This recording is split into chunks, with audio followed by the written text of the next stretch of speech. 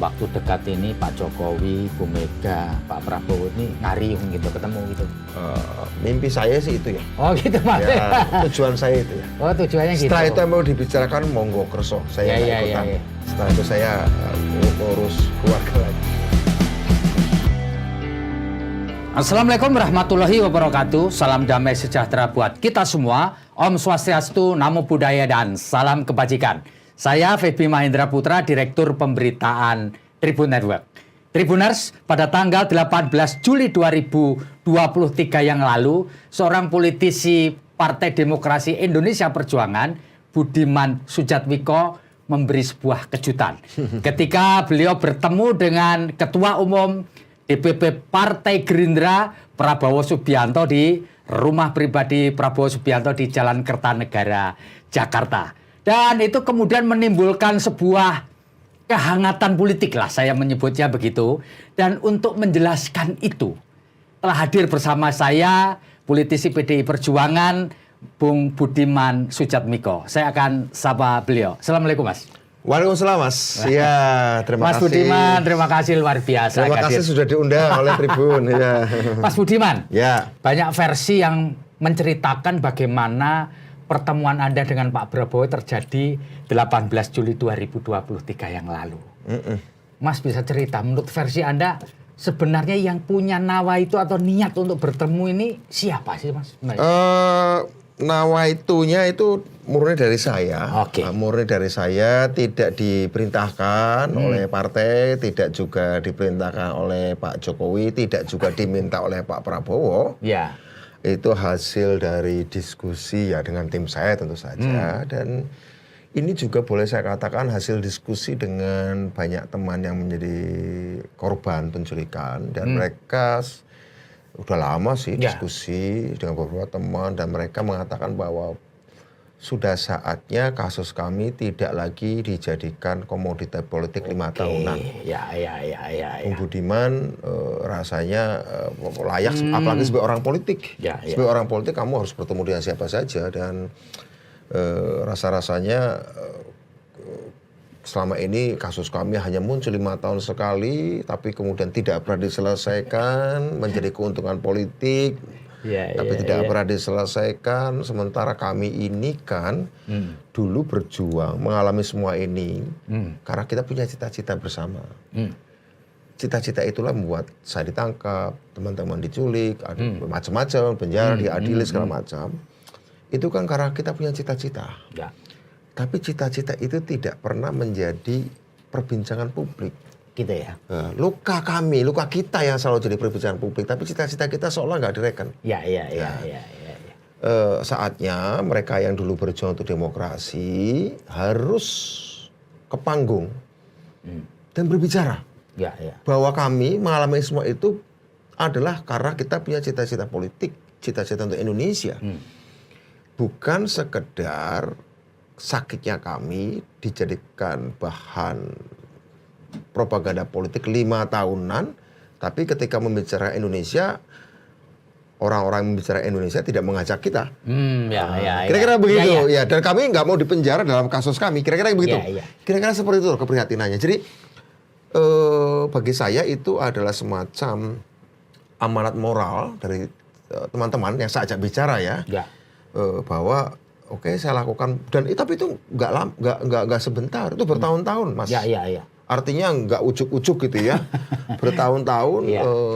Dan menurut teman-teman sudah saatnya diakhiri kisah kita itu menjadi komoditi politik, tapi cita-cita kita lah itu yang harus menjadi tujuan politik bangsa Indonesia. Nah, karena menjelang pemilu 2024, di mana ada banyak pertaruhan, hal yang dipertaruhkan untuk 5 tahun ke depan, 10 tahun ke depan, dan seterusnya, maka kita harus menjadikan kita nih yang selalu menjadi komoditi itu justru harus muncul.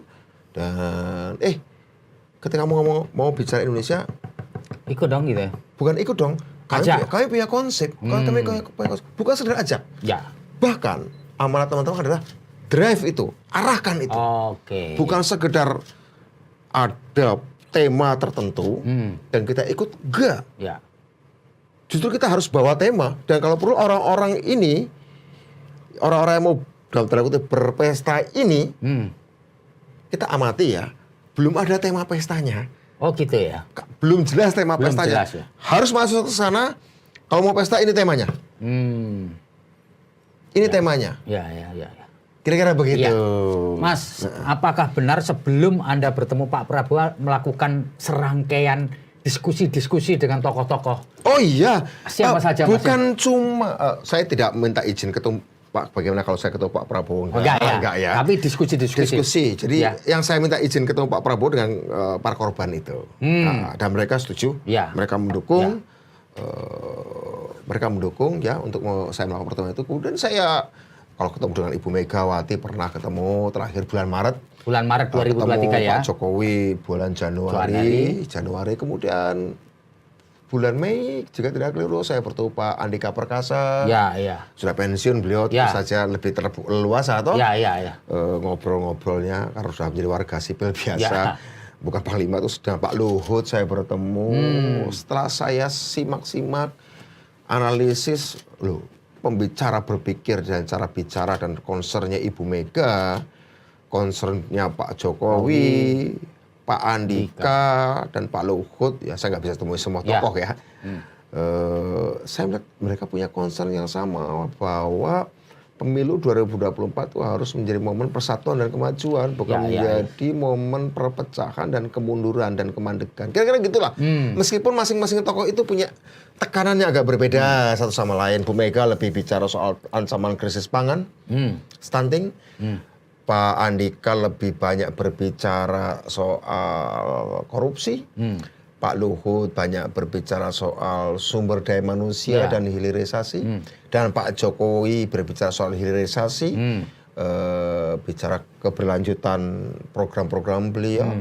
Nah kemudian kenapa tidak saya berbicara juga dengan Pak Prabowo Subianto. Gitu ya, untuk melengkapi roadshow melengkapi itu dan itu tidak berhenti ya. Mungkin saya setelah ini nggak berhenti saya akan ketemu juga dengan beberapa tokoh lain. Jadi nggak berhenti dalam rangka persatuan nasional begitu ya. Mas Budiman, apakah Anda juga berpikir bahwa para tokoh yang disebut-sebut sekarang ini menjadi bakal calon presiden itu tidak dalam kondisi head on gitu? Satu sama lain, terutama mungkin dalam kacamata Mas Budiman antara apa yang di head on kan? Pak Prabowo sama apa yang dihadapkan? Hanya karena posisi formal sebagai baca pres. Itu saja. Sementara ide yang saya kemukakan, yang saya bawa itu melampaui soal capres-capresan, pilpres-pilpresan. Oh, bayan the pilpres-pilpresan gitu ya? Bahwa itu harus dilatih, iya. Tetapi kalau kita bisa menyatukan visi yang sama untuk Indonesia, menurut saya konsekuensinya apa yang tadinya mau dipertandingkan siapa tahu bisa dipersandingkan. Kira-kira begitu ya. Kira-kira begitu ya. Karena pertaruhannya, Mas, sangat besar. Ada krisis. Pak Jokowi pernah bicara waktu itu di Bogor, ulang tahun Barajp, bahwa selama beliau memerintah, krisis terberat terbesar yang dihadapi beliau adalah waktu pandemi COVID-19.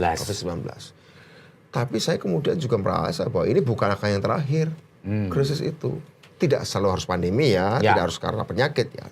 Yang diakibat oleh perang, yang diakibat oleh krisis ekonomi, krisis pangan, yang menurut saya juga akan memberikan goncangan bukan cuma untuk Indonesia. Dan ini pernah saya bicarakan juga dengan Ibu Megawati, beliau menekankan sekali ancaman krisis pangan itu, dan menurut saya hanya mungkin dilakukan ketika bangsa Indonesia ini kompak. Krisis pangan. Kedua, yang ditimbulkan oleh teknologi ya, artificial intelligence yang akan mempengaruhi struktur ketenaga kerjaan. Di mana perkembangan hal-hal tersebut akan menyebabkan pabrik-pabrik nggak butuh lagi manusia untuk jadi buruh. Jadi persoalan lapangan kerja, kalau Anda menjanjikan lapangan kerja ini agak susah. Uang yang sudah ada aja kemungkinan akan dikurangi karena ada mekanisasi dan robotisasi. Nah, ini kan harus dibicarakan bersama-sama. Dan tidak setiap orang siap untuk menghadapi transformasi itu. Artinya akan banyak guncangan besar secara internal maupun eksternal. Nah, di situ saya ingin memastikan bahwa pesawat Indonesia itu tidak patah gitu. Kira-kira begitu, Mas. Mas Budiman, apa boleh saya ambil kesimpulan gitu bahwa Mas Budiman kepingin melakukan kampanye, yuk PDI, Gerindra bersatu gitu? Maunya saya begitu. Oh gitu ya? Secara konkret, ya. Bahwa sekarang Gerindra bersatu dengan Golkar dan PAN tambah lebih baik lagi. Dalam artian persatuannya akan bisa lebih tebal gitu. Apa Mas Budiman ingin mengatakan, ayo baca presnya Gerindra sama baca presnya PDI disatuin gitu? Kalau soal sekonkret itu, sepraktis itu enggak saya menjadi fokus saya. Jadi bukan domainnya Mas Budiman ya? Bukan, saya tidak menjadi fokus saya. Fokus saya adalah bagaimana menyatukan kekuatan kota nasional dalam persatuan nasional. Kerjasama persatuan nasional yang bukan juga cuma menghadapi pemilu 2024, Mas. Ya. Tapi saya membayangkan ini adalah sesuatu yang strategik berjangka panjang. Kita tahu bahwa Indonesia ini tidak punya GBHN. Ya kan? Ya.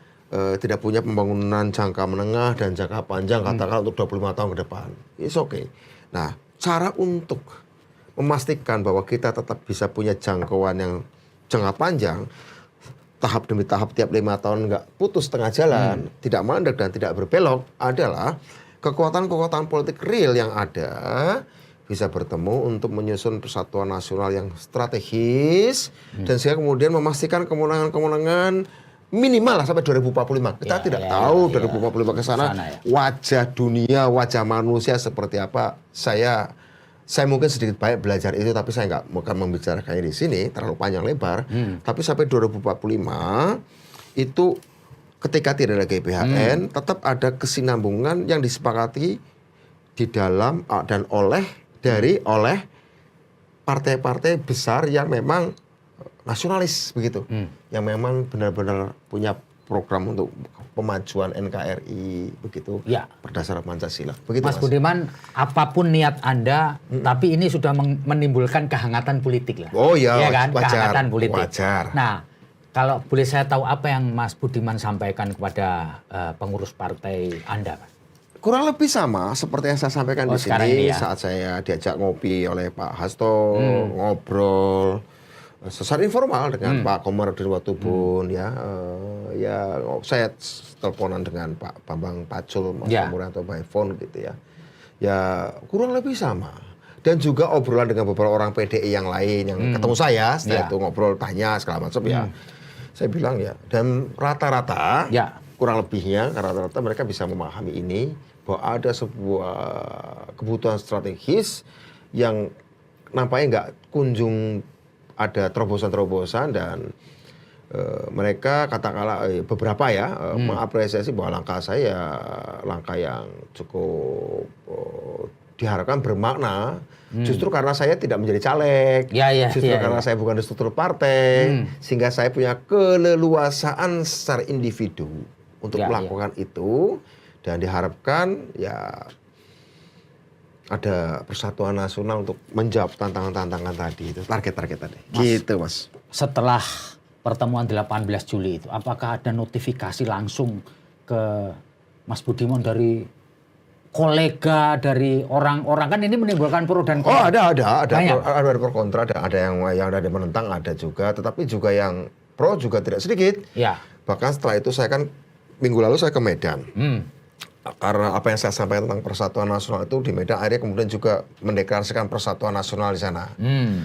Dari semua unsur, unsur gerakan masyarakat sipil dari unsur agama pun juga ada. Yang kita mendeklarasikan bersama. Dan kemungkinan ada acara-acara lain di Sumatera Utara, kemudian di beberapa tempat lain juga sudah ada.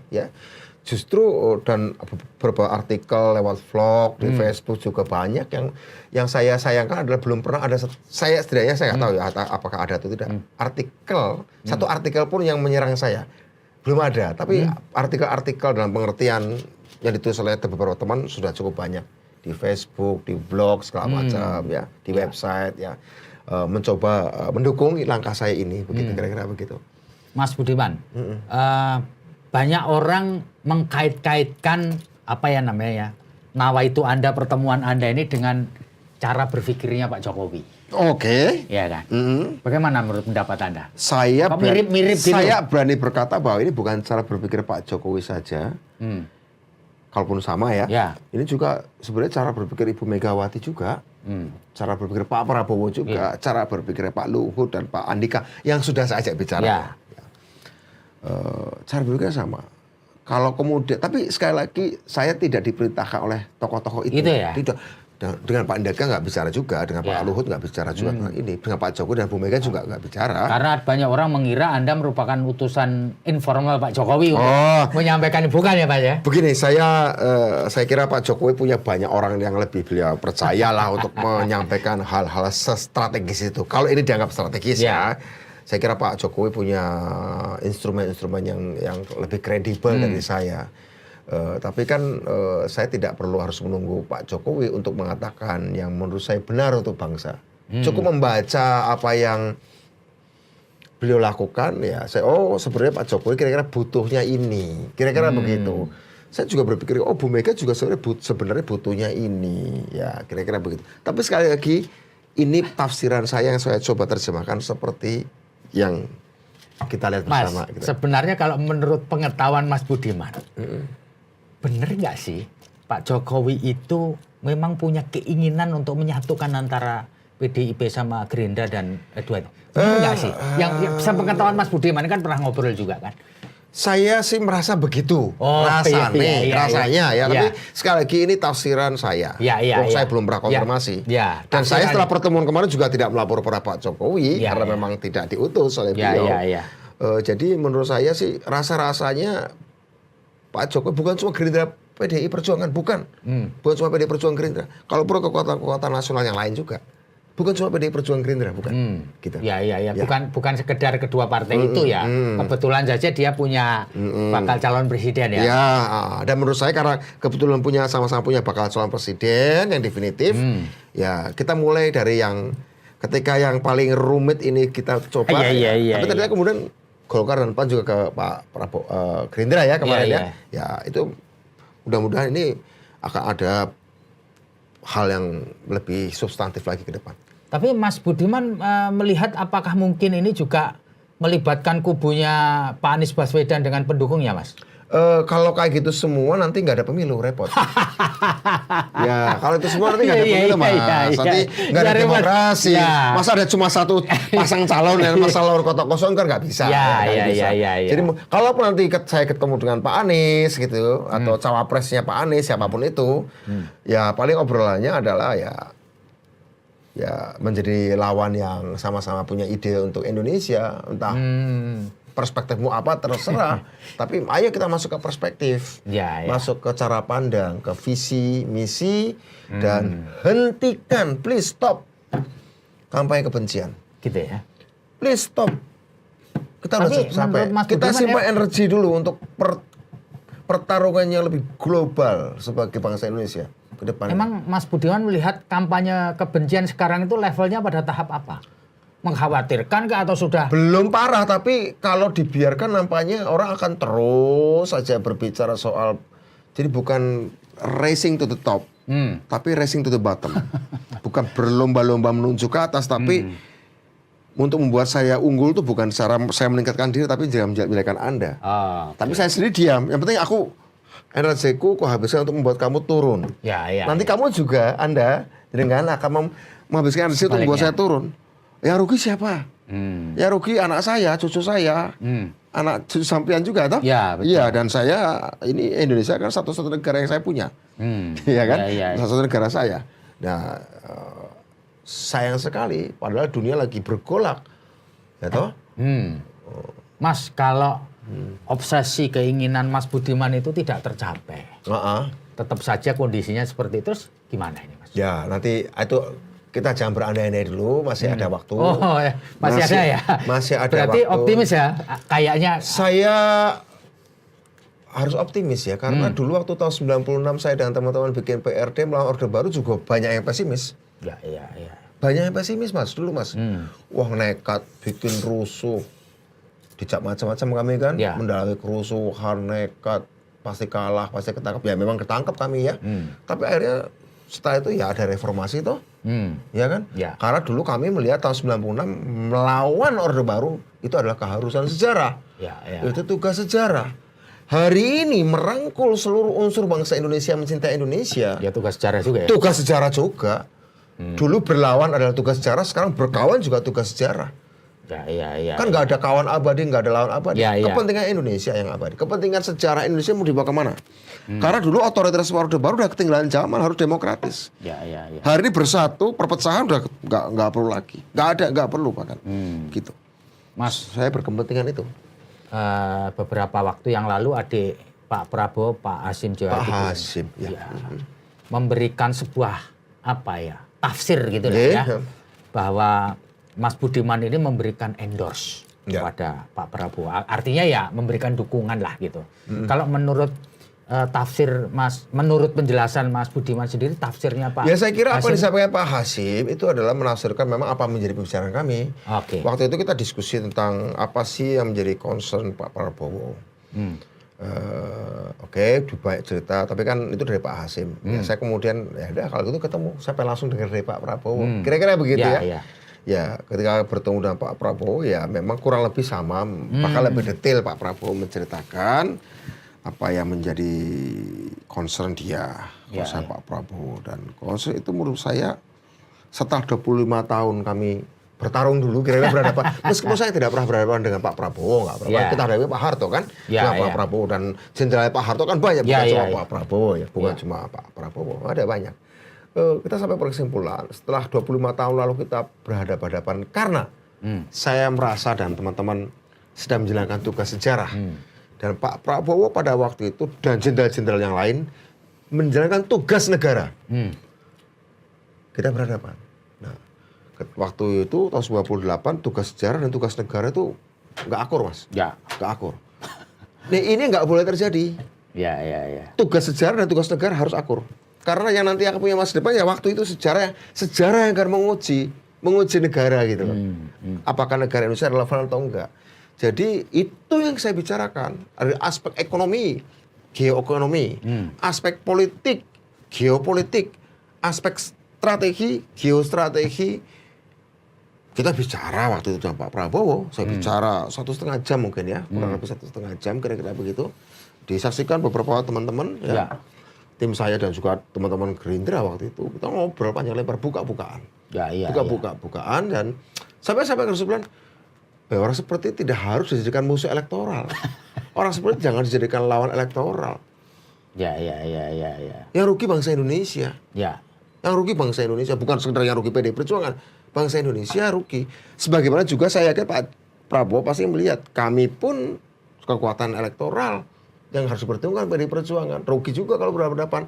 Bayangkan kalau misalnya ada 2 calon debat, orang bingung apa yang didebatkan ya. Sama kok. Mungkin ada hal-hal teknis, sedikit taktis, sedikit perbedaan. Tapi itu kan bukan politis, bukan hal strategis. Itu diselesaikan di urusan kementerian. Itu urusannya nanti ngangkat menteri siapa. Pendekatan yang seperti ini secara teknis, bahkan bukan menteri, bahkan mungkin dirjen yang seperti apa begitu ya, direktur kementerian seperti apa, bukan dibicarakan di level perbedaan taktis dan teknis itu kemudian menentukan perbedaan presiden atau wakil presiden dan wakil presidennya. Menurut saya itu sama saja dengan membakar tikus, membunuh tikus dan membakar rumah. Iya. Jadi menurut saya, karena akibatnya apa? Siapapun yang menang nanti, kemenangannya pasti akan tipis. Gitu ya. Dan ketika kemenangan tipis, meskipun menang secara hukum, tapi untuk sebuah pemerintahan yang akan mewarisi pemerintahan Pak Jokowi yang approval rate-nya sekitar 90%, tingkat kepuasan 90%, kemenangannya tipis, itu secara mental, secara kebatinan, secara psikologis, ini mengatakan you tidak cukup dipercaya untuk meneruskan approval rate tingkat kepuasan yang sekitar 90% itu jomplang. Saya tidak mengatakan bahwa pasangan penerus Pak Jokowi ini harus 90% ya. It's almost impossible ya. Tapi jangan terlalu jomplang. Dan analisis saya ini, Mas, bukan berdasarkan waton ngomongnya Budiman gitu ya. Enggak lah. Saya mungkin beberapa kali waton ngomong, tapi untuk kali ini enggak lah ya. Artinya gini, ini juga adalah hasil, saya pernah diskusi dengan Presiden Brazil, Lula da Silva. Ketika beliau juga mendapatkan approval rate atau tingkat kepuasan 80% pada periode kedua kepemimpinannya. 2014 2011 beliau berakhir. Saya ketemu beliau 2011 setelah nggak jadi presiden di Brazil waktu itu. Diputuskan oleh Dilma. Dilma itu mantan strategi pembangunannya Lula. Menteri Pembangunan atau Menteri Pembangunan Sosial atau Menteri Ekonomi, saya lupa. Menang sih Dilma. Di-endorse oleh Pak Lula. Tapi kemenangan tipis. Ya. Apa yang terjadi? Yang setuju dengan Lula belum tentu semuanya memilih Dilma. Oke. Dan di tengah jalan dia di-impeach, dimakzulkan. Akhirnya kemudian jatuh kekuasaannya Pak Brazil di tangan Bolsonaro yang berbeda. Iya. Arah cara berpikirnya. Sehingga kemudian akhirnya Lula harus muncul lagi sekarang jadi presiden Brazil. Artinya ada periode beberapa tahun yang hilang. Iya. Nah, kita tidak mau Indonesia mengalami itu. Jadi momentum sia-sia gitu ya? Momentum sia-sia, dan ketika Lula kemarin nyalon lagi, kemenangannya pun tipis, kurang dari 1%. Terus kemana yang kemarin approval rate tingkat kepuasan 80% di 2011? Berarti ada berapa tahun itu tergerus. Hilang tergerus. Tingkat kepuasannya terkurang dan terkuras. Kira-kira gitu ya. Berkurang dan terkuras. Nah, akhirnya ya dia harus ngos-ngosan juga menyatukan Brazil lagi yang sudah terpecah berapa tahun oleh Bolsonaro. Ya. Nah, kita ini belum seperti Amerika Serikat yang secara kelembagaan kuat. Anda taruh presiden manapun tidak goyah kelembagaan itu. Indonesia kan masih belum solid. Ya seperti 11-12 sama Brasil juga ya? Sama negara berkembang, dan Brazil maupun Indonesia itu negara yang sama, Mas. Sumber daya alamnya kaya, tapi sumber daya manusianya pas-pasan, sistem politiknya liberal, itu mudah sekali dipolarisasi, mudah sekali dipecah belah. Nah itu yang saya nggak ingin terjadi. Ya melampaui Pilpres, tapi berkaitan dengan Pilpres. Sama seperti Anda berangkat dari Bandung ke Jakarta lewat tol Cipularang, Anda melampaui rest area. Anda harus berhenti di rest area itu, tapi Anda kemudian harus nyampe Jakarta. Kira-kira begitu. Ya. Mas Budiman, kalau boleh saya tanya, 3 baca pres menurut Anda dalam 1 kata? Ya, oke. Mas Anies? Intelektual. Pak Ganjar, Mas Ganjar? Populis. Pak Prabowo? Strategis. Oh, strategis. Ya. Jadi intellectual thinking agak menonjol di Pak Anies. Populism approach, berkata populisme menonjol di Pak Ganjar. Strategic thinking itu menonjol di Pak Prabowo. Ya. Mas, kekuatan masing-masing di situ. Ketika Pak Jokowi merangkul masuk Pak Prabowo, dan Pak Sandiaga ke dalam kabinet, buat Anda itu surprise atau biasa aja? Surprise karena setahu saya dalam sejarah dunia belum pernah terjadi. Tapi kemudian memaklumi, mengingat, dan bukan memaklumi, akhirnya kemudian juga bahkan membenarkan, mengingat polarisasi yang tumbuh dalam Pilpres, 2 kali Pilpres dan Pilkada DKI. Dan kemudian setelah itu menghadapi pandemi yang luar biasa, krisis luar biasa setelah Indonesia merdeka. Dan akhirnya dilalui oleh Pak Jokowi dengan selamat, dapat apresiasi dunia. Akhirnya Pak Jokowi berhasil membuat persoalan teknis, itu mengatasi pandemi, tetap menjadi persoalan teknis dengan segala kerumitannya. Dan berhasil memisahkan dari politisasi. Ya, dengan cara akhirnya kekuatan politik yang real ada, yang menjadi rival Pak Jokowi, itu diajak masuk ke pemerintahan, dan akhirnya bersama-sama mengatasi krisis terbesar setelah reformasi. Krisis terbesar juga yang dialami oleh Pak Jokowi. Sehingga kemudian persoalan teknis tetap bisa diselesaikan secara teknis tanpa harus memilah-milah lagi dengan politis. Dan kita dapat apresiasi dunia tanpa melakukan lockdown. Iya betul. Jadi itu pun nggak ada resepnya itu. Kira-kira. Nah ini menarik. Ini adalah keunikan yang menurut saya ini adalah kecerdasan dan kearifan kolektif bangsa Indonesia yang menurut saya, karena kita akan menghadapi krisis-krisis yang berat meskipun tidak persis sama, maka bulan madunya harus diperpanjang. Kira-kira gitu. Mas, menurut Anda perlu nggak sih dalam waktu dekat ini Pak Jokowi, Bu Mega, Pak Prabowo ini ngariung gitu, ketemu gitu? Mimpi saya sih itu ya. Oh gitu Mas. Ya, tujuan saya itu ya. Oh tujuannya gitu. Setelah itu mau dibicarakan monggo kerso, saya nggak ikutan. Ya. Setelah itu saya ngurus keluarga lagi. Yang penting mereka ketemu, ngobrol. Dan kemudian ayo coba ciptakan Indonesia yang baik untuk saya, untuk anak saya, untuk anak tetangga saya, saudara saya, teman saya, se-Indonesia ini. Ayo ciptakan Indonesia yang baik, lahirkan Indonesia yang baik, yang bersatu, karena di depan akan ada gelombang besar, di depan ada badai, di depan ada petir. Mas, sebelum menutup acara ini saya minta Mas Budiman memberikan closing statement kepada pembaca kita, pendengar kita mengenai tahun politik ini dan apa yang Mas ingin sampaikan pada publik ini terkait dengan tahun politik ini. Mau nggak Mas? Pilpres 2024 dan pemilu 2024 itu bukan pilpres dan pemilu yang biasa-biasa saja. Kalau Pilpres 2024 juga tidak biasa-biasa. Setelah reformasi ada 3 pilpres yang menurut saya cukup monumental. 99 karena itu mengukuhkan kemenangan kaum reformis. Kemudian 2014 menegaskan bahwa sistem demokrasi bisa diakses oleh semua orang sehingga orang biasa seperti Pak Jokowi bisa menjadi presiden. 2024 ada beberapa faktor. 1, apakah Pak Jokowi yang muncul di 2014 dengan semua yang dilakukannya itu hanya musim semi sesaat? Apakah hanya bulan madu sesaat bangsa Indonesia?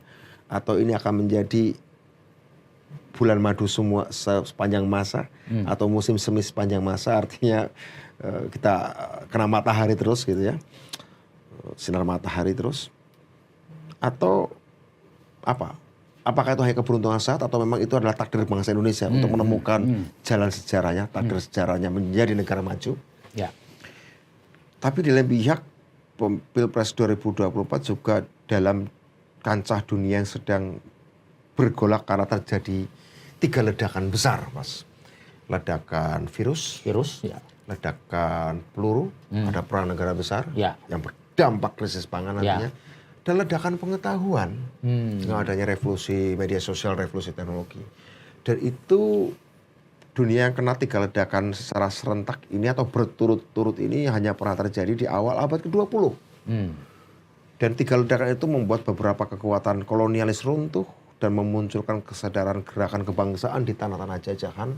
Orang tiba-tiba punya ide-ide cemerlang untuk masa depan yang nggak terpikirkan sebelumnya. 3 ledakan selalu melahirkan ide-ide cemerlang. Gitu ya. Artinya dibutuhkan ide-ide cemerlang. Pilpres 2024 harus menjadi pilpres yang diisi narasi masa depan. Narasi futuristik tapi realistis. Ya. Harus. Tanpa itu sama saja kita dikasih tiket gratis nonton konser musik dari katakanlah Coldplay. Tapi kemudian kita tertidur. Ya cuma ya nggak ada nikmati apapun kan. Kira-kira gitu. Iya.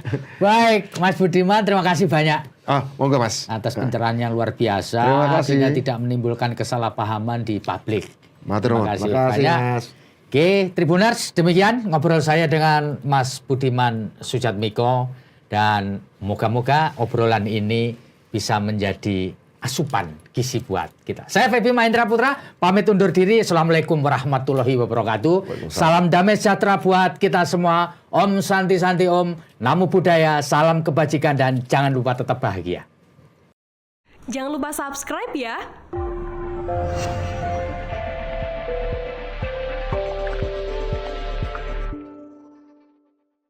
Jangan lupa subscribe ya.